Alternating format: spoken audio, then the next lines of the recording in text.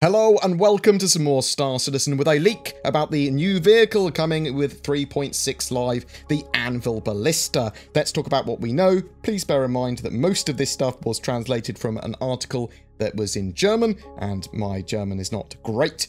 This was from GameStar, but there's also an English article from VentureBeat that references the vehicle too and talks about all the new bits that are going to be in 3.6 Live. This surface-to-air missile-equipped ground vehicle features long-range scanning and radar, plus the firepower to control the skies from the ground. That's how VentureBeat referred to it as. Alpha 3.6 has had a leak about its new concept vehicle that's actually going straight to drivable and apparently will be released with 3.6 Live, so expect it to go on sale around the same time. The Anvil Ballista is a heavy anti-air, or in this case, anti-spaceship ground-to-air missile launcher vehicle that's supposed to take down enemy spacecraft when they're in atmosphere and at quite long range. It's a big 8-wheeled ground vehicle with 8 size 5 missiles, and it appears it also has 2 size 7 missiles as well. That's quite a lot of very high-powered ordnance. It's also got Gatling weapons on its roof for more flak fire. The main driver can control those Gatling guns as well, but the missiles are fired by a separate 360-degree rotatable rear turret for another crewman to use, or gunner in this case. It's apparently inspired by old Russian ICBMs.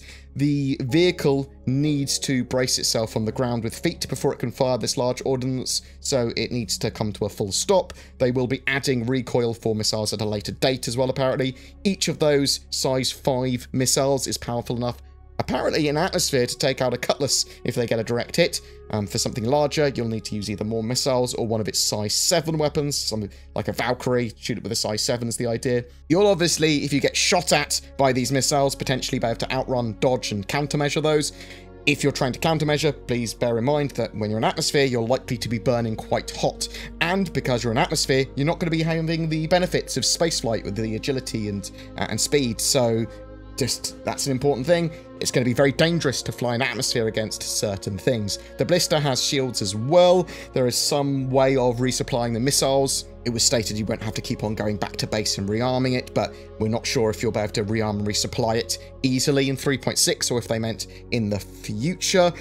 They want the Ballista to be part of massive combined arms battles across ground, air and space eventually.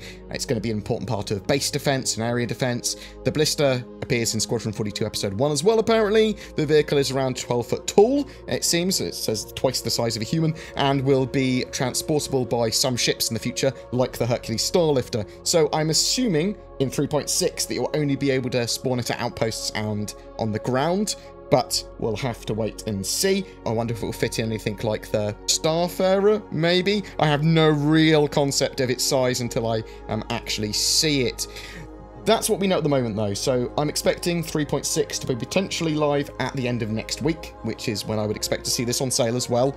There is no indication on cost or if it will be able to be bought straight away in 3.6 with in-game credits. I'm hoping that some of those ship shops will just sell it. It will be fantastic if they do.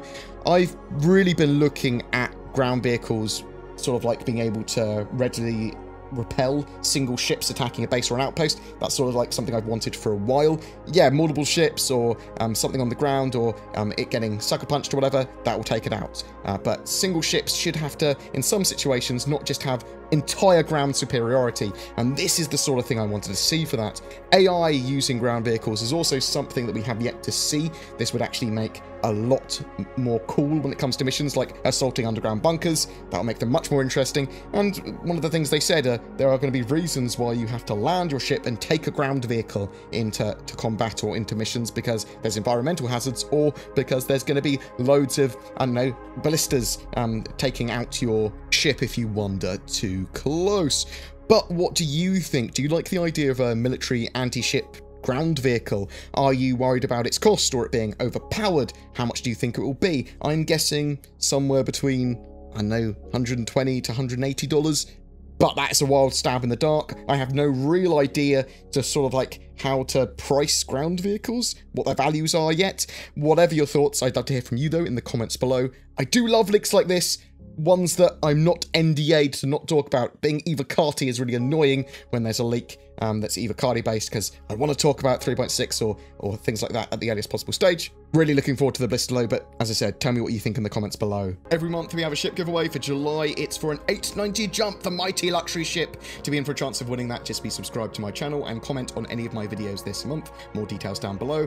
This has been donated by My Radar. They make a real-world weather app, and this also has some of the astral bodies from Star Citizen in there too, giving some really interesting information. It's getting more updates and functionality, that app as well, and they're adding the planets into the game too. I'm also shilling for NordVPN. If you're looking for a VPN, check them out, as they offer many benefits over free services and allow you to more securely and more freely access the internet, as well as helping you be protected while you're playing online. If you're looking for a gaming PC or upgrade instead, consider Shadow as well, a cloud gaming service that allows you to stream a Windows 10 gaming PC environment from a data center directly to your phone, laptop, PC, or other device. It's great for Star Citizen as long as you have an appropriate internet connection.